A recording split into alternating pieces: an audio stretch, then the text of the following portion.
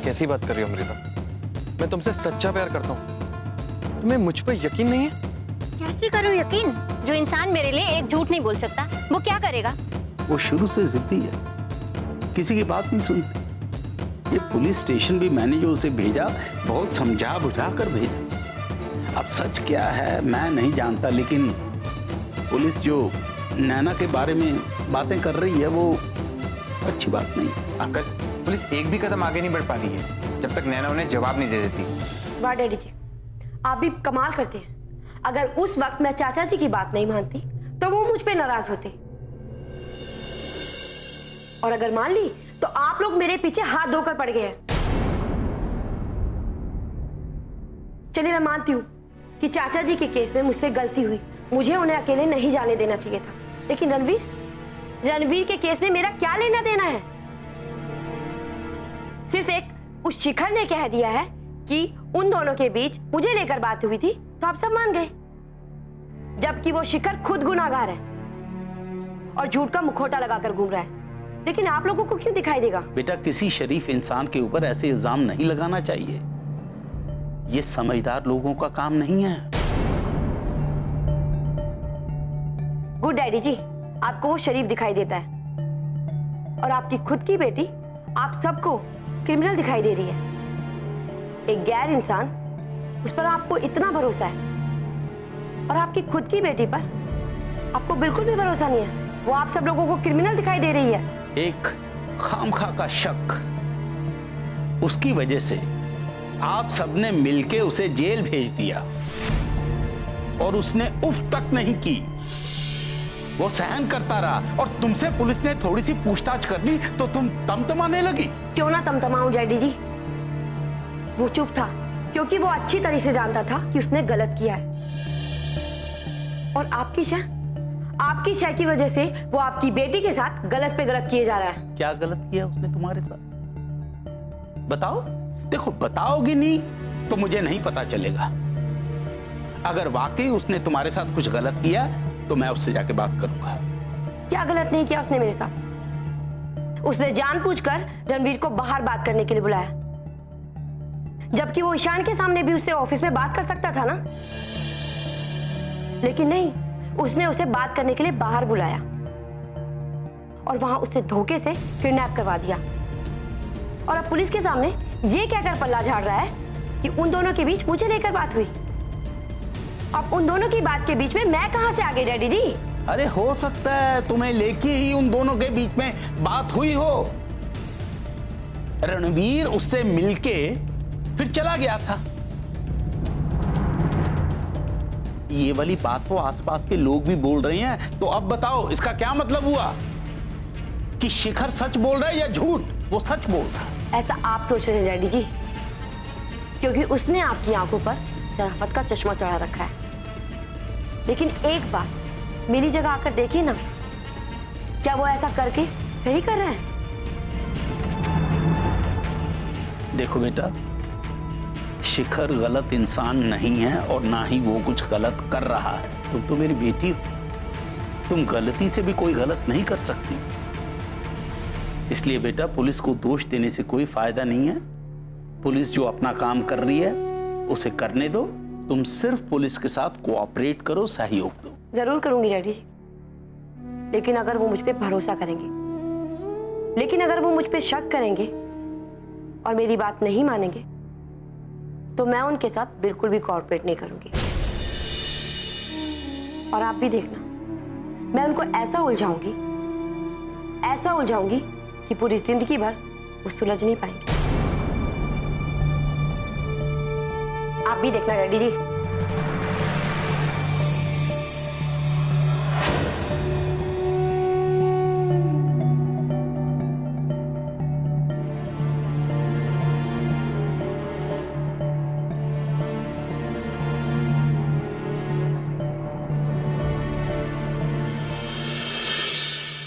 आप उसकी तैयारी चालू रखिए और अगर पूछताछ की जरूरत पड़ेगी तो मैं कर लूंगा। Okay sir.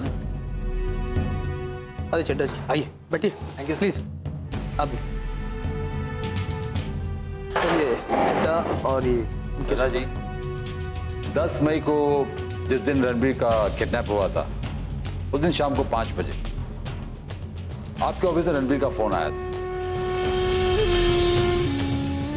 और उस दिन लगभग सारा स्टाफ मौजूद था ऑफिस में। मैं जानना चाहता हूं कि वो फोन किसने रिसीव किया।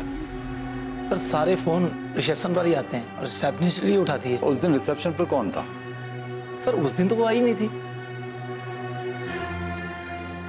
तो फिर उसके एब्सेंस में फोन कौन उठाता है? सर कभी मैं उठाता हूँ, कभी मोना उठाती है, कभी बॉबी जी और कभी पंकज।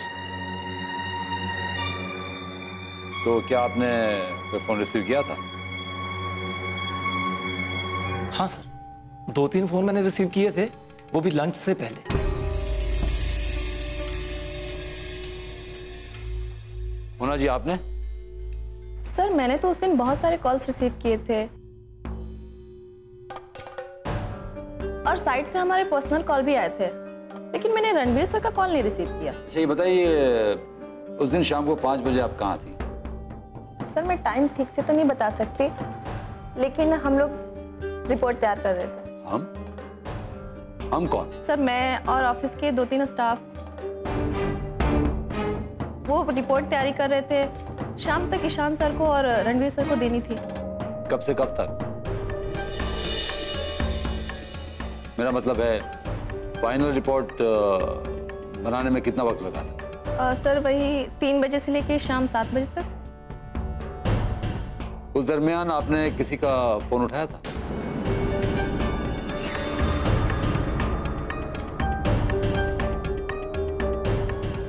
हाँ सर, मैंने 6-7 कॉल रिसीव किए थे, क्योंकि उस दिन रिसेप्शन पे कोई नहीं था।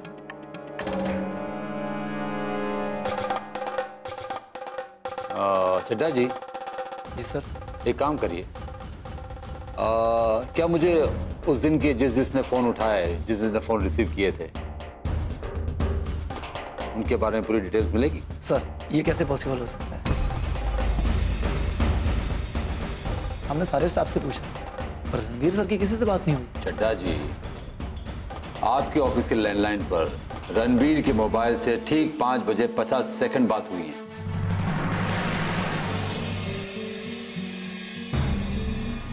अब ये फोन किसने किया और क्या बात हुई, वो तो वही बता सकता है। सर अब मुझे थोड़ा सा वक्त दीजिए, मैं ये जानने की कोशिश कर रहा हूं कि वो कौन है जिसने कॉल उठाया और बताना नहीं चाह रहा। चड्ढा जी बताएगा, जरूर बताएगा। आज भले ही वो हमारी आंखों से ओझल है, तो कभी ना कभी तो बाहर आ ही जाएगा। त्यागी जी। जी सर। एक काम कीजिए, ऑफिस के जिस नंबर पर वो रणबीर का फोन आया था उसके डिटेल्स निकलवाइए, जिस पर रणबीर का फोन आया था। उस पर आगे और पीछे भी फोन आए होंगे।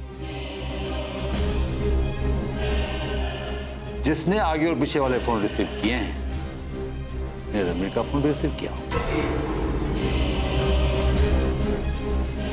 तुरंत पता चल जाएगा। जी सर, ये सही रहेगा। सर आप मुझे उसके आगे पीछे का नंबर बता दीजिए, फिर सब पता चलेगा। एक काम करता हूँ सर, मैं पूरी डिटेल्स निकलवा के रखता हूँ, कल तक आपको मिल जाएगी सर। गुड। चड्ढा जी। जी सर। आप अपने तरीके से पता लगाने की कोशिश कीजिए, ये जानना हमारे लिए बहुत जरूरी है। और अपने स्टाफ पर पूरी नजर रखें, और जिसकी भी एक्टिविटी पर शक हो, to inform me immediately. Sir आप चिंता ना करें, मैं बहुत जल्दी पता लगा लूंगा, बस मुझे थोड़ा वक्त दीजिए। सर एक बात पूछूं, रणवीर सर मिल तो जाएंगे ना? अरे चड्ढा जी आप चिंता ना करें, रणबीर साहब मिल जाएंगे। और हाँ मिस मोना, आप समझिए ना आपको क्या करना है। So we meet up for the next news next time. ठीक है ठीक है सर।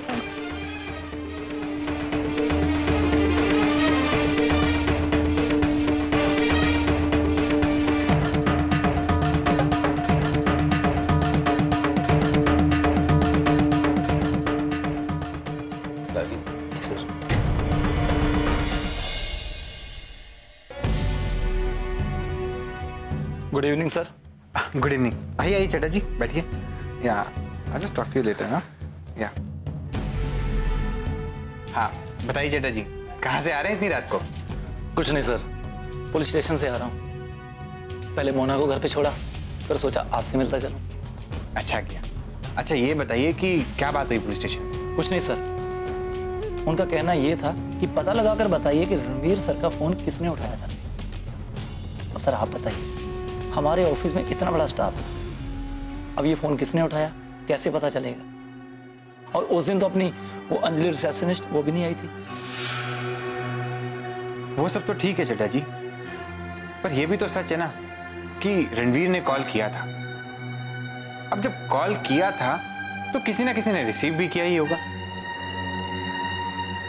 सर यही बात तो नहीं समझ में आ रही, और हमारे ऑफिस में ऐसा कोई भी स्टाफ नहीं है जो झूठ बोले। चड्डा जी फोन आया ये सच है, किसी ने रिसीव किया ये भी सच है। इसका मतलब तो यह है कि कोई तो है जो झूठ बोल रहा है। अब वो झूठ क्यों बोल रहा है, किस लिए बोल रहा है, पकड़े जाने पर वो सब सच पता चल ही जाएगा।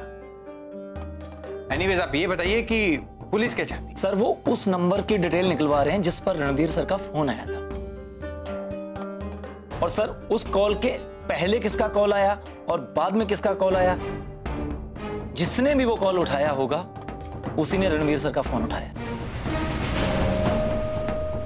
और ये तो कॉल डिटेल आने के बाद ही मालूम पड़ेगा सर। रणवीर के कॉल से पहले जिसकी कॉल आई थी या उस कॉल के बाद जिसकी कॉल आई थी, अगर वो दोनों पर्सन अलग अलग हुए तो फिर क्या करेंगे आप? सर उन दोनों में कोई ना कोई एक तो होगा। अगर दोनों मुकर गए तो?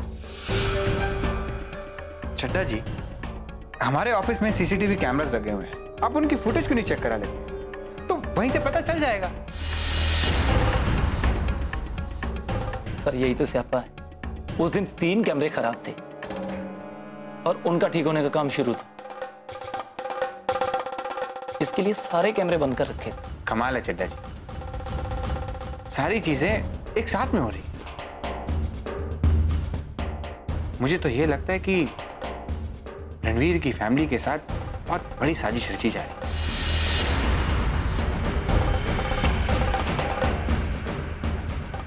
सर इसी बात का तो रोना है, सब कुछ हमारी आंखों के सामने हो रहा है और हम कुछ नहीं कर पा रहे।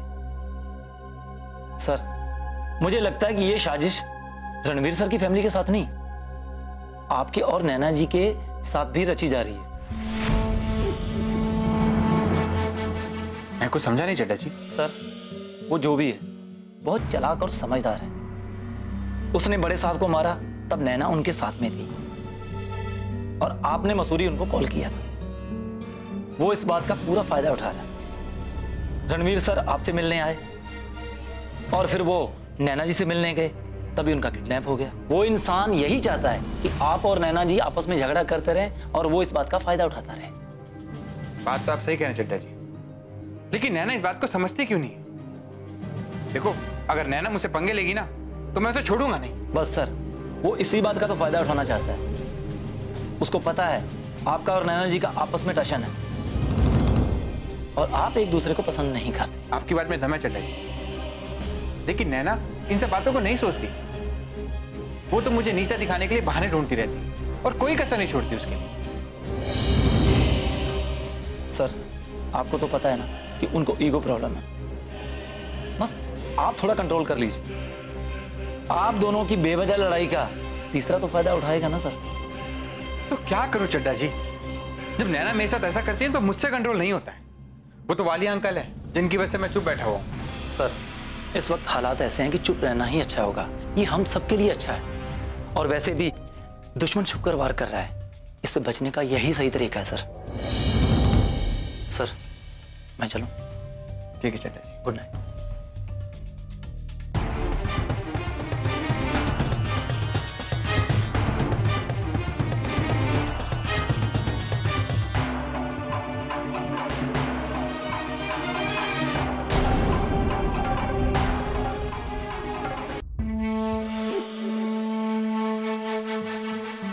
सुनना यार, हमें चुप रहने से कुछ नहीं होगा, कुछ करना पड़ेगा। वही तो सोच रही हूँ यार, लेकिन समझ नहीं आ रहा क्या करें। कुछ भी, लेकिन अगर हम चुप रहेंगे तो ये लोग हमें घेर लेंगे और हम कुछ कर भी नहीं पाएंगे। अब तो डैडी जी भी जा मिले हैं इन लोगों से। उन्हें पराये लोगों की बातों पर विश्वास है, लेकिन हम लोगों की बातों पर कोई विश्वास नहीं है। एग्जैक्टली। अंकल को क्या हो गया है? एटलीस्ट उन्हें तो हमें सपोर्ट करना चाहिए ना। अगर हम कुछ कर रहे हैं तो अपनी भलाई के लिए कर रहे हैं ना। और हमने गलत ही क्या कर दिया है अंकल ऐसा सोच रहे हैं? और अपनी बात रखना और अपने पक्ष के लिए लड़ना, ये कब से गलत हो गया?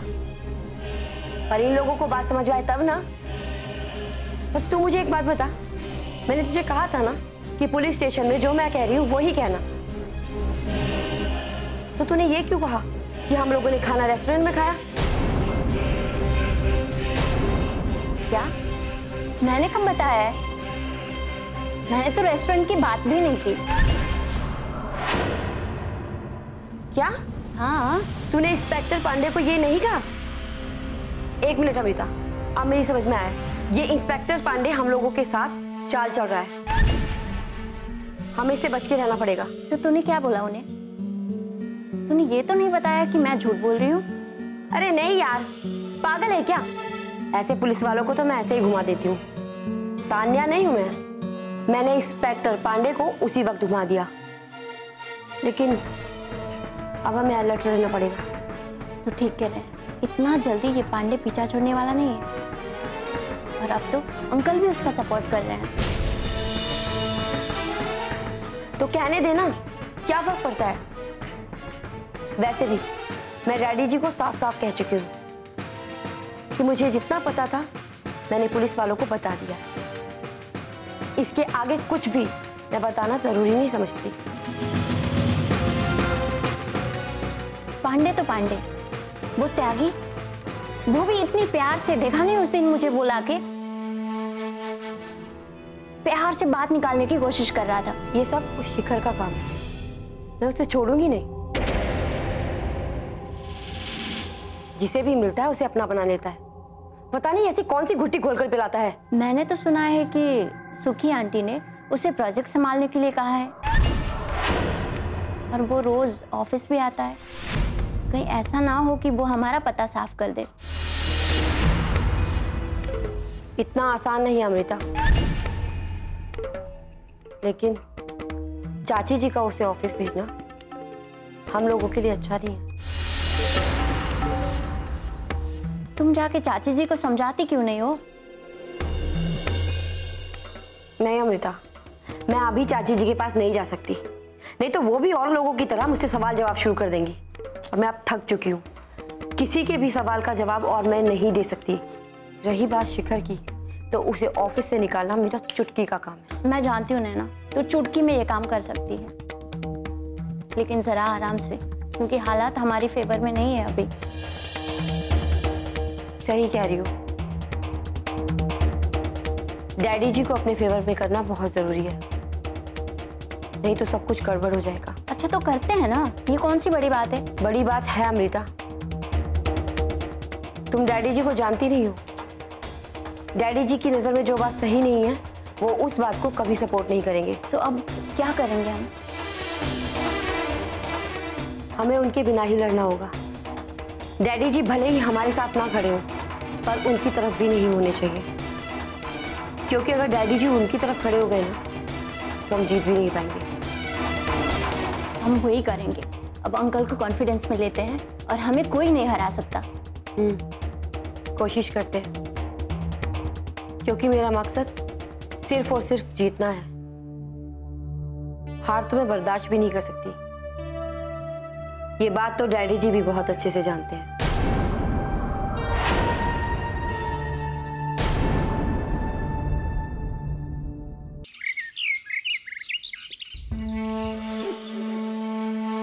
जैन सर। जय त्यागी जी। कुछ सोच रहे हैं? हाँ, बस इस केस के बारे में सोच रहा था। आइए बैठिए। Thank you sir. कि ये क्या हुआ, चड्डा और मोना ने कुछ बताया? मेरा मतलब है, कुछ पता चला कि रणबीर का फोन किसने अटेंड किया था ऑफिस में?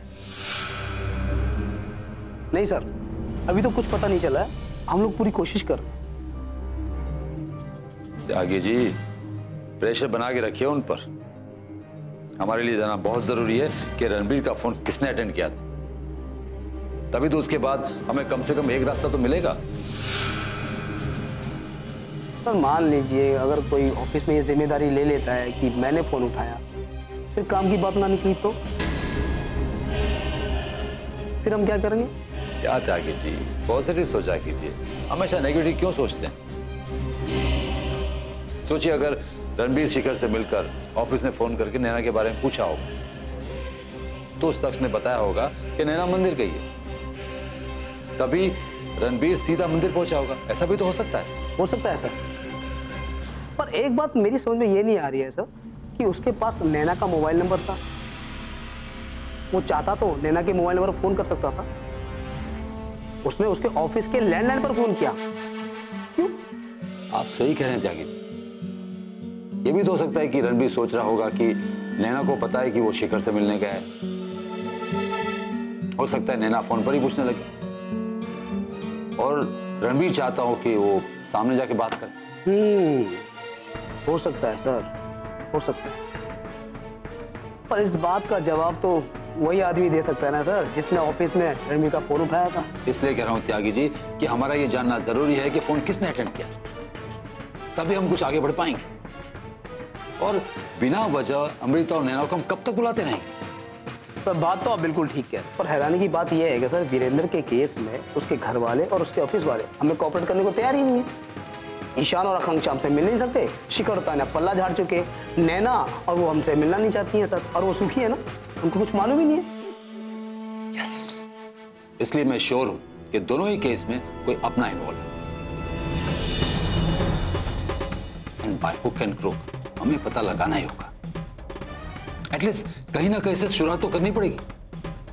त्यागी जी, हमें किसी ना किसी को तो कॉन्फिडेंस में लेना ही होगा। सर एक आदमी है, अगर उसे हम अपने कॉन्फिडेंस में ले लेना तो हमारा काम आसान हो जाएगा। एग्जैक्टली। कौन? शिखर। शिखर? वो तो हमारे साथ है, उसको कॉन्फिडेंस में लेने की क्या जरूरत है? ठीक है, अगर ऐसा है तो शिखर से बुलाकर बात कर लेते हैं।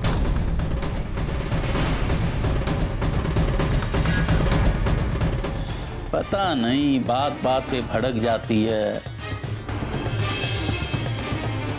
ये दोनों लड़कियां नैना अमृता ये कहाँ जाती हैं, क्या करती हैं, प्रोजेक्ट भी इनका कोई ध्यान नहीं। मेरी कुछ समझ में नहीं आ रहा। कहीं ऐसा तो नहीं कि नैना भी इन दोनों हादसों को लेकर परेशान? और मैं भी अपनी बहन को अच्छे से जानता हूँ। जब तक कोई उसे छेड़ता नहीं है वो किसी को कुछ नहीं कहती। अगर उसे किसी ने छेड़ा वो शेरनी है, शेरनी।